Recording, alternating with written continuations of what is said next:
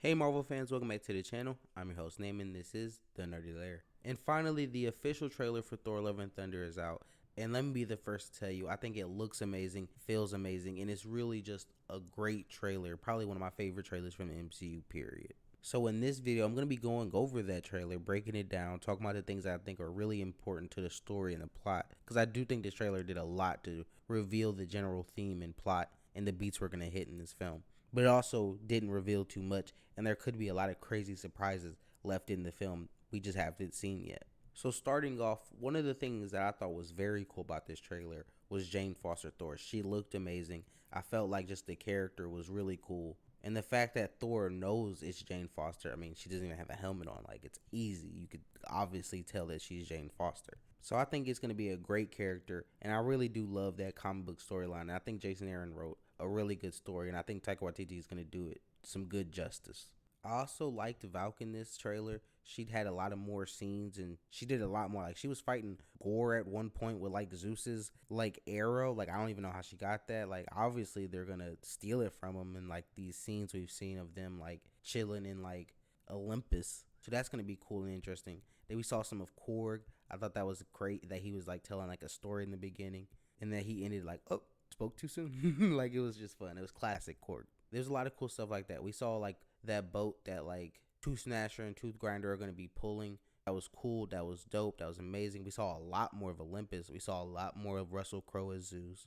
We also saw a lot more of the Guardians of the Galaxy. A lot more members, I should say, doing different things. Like, we saw Nebula and Drax. So I thought that was cool. Very interesting. I'm going to love the Guardians of the Galaxy part of this movie. And I think Taika Waititi is going to do some great things with those characters. And we're going to have a lot of fun. And I can't wait. But I think maybe my favorite part of this trailer was just the visuals. There were some really cool shots, like especially when they were on that moon and you saw like Thor's power, and there were even some like black and white shots with like him and Jane Foster and him and GORR that I thought were amazing and really looked like just dope and like some of the best visuals I'd have never seen in a movie ever. So I'm really interested in that, and this just looks like a visual masterpiece, just to be honest with you. Like, it looked amazing.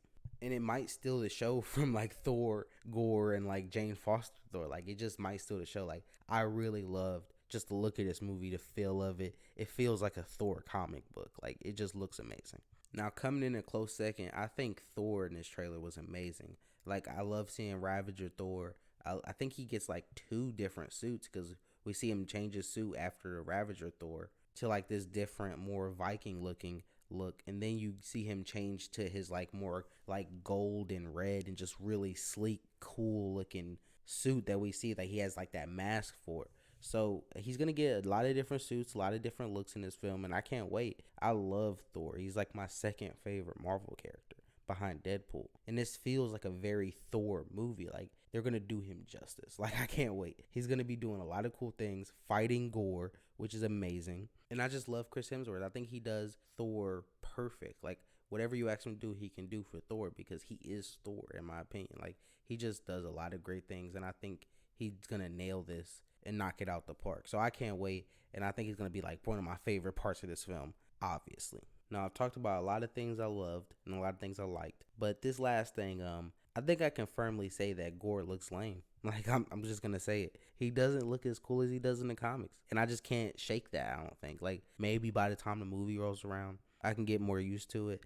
But like, I will say that he looks better than the toy leak. Like, it doesn't look as bad. Like, he's still creepy. He's still like cool, kinda, but he just looks lame. Like, why does he have a white cape? Why can't you just give him the Necro cape? Like, why give him a cape if it's not gonna be the Necro cape? Like, I don't get it. But I think I could get over it. It may be even better like once I see it like on the screen in the actual film. Like, the trailer doesn't do it actual justice. But my first time seeing it like in live action, it looks lame. Just from the shot in the trailer, it looked like they're gonna be doing something lame with his backstory. In the comics, GORR's whole thing was like the gods don't exist. Because if they did exist, my whole life wouldn't be barren in this desolate place where we have to eat like worms and mud. Like, it looks like they're gonna have like a flowery like garden that's like cool and like full of life, and maybe gods ruin it. Like, it just doesn't look as cool. But judge it when I see it fully. As I stand right now, it looks lame. That's the best word to use. You agree, disagree, leave opinions down below. Peace out.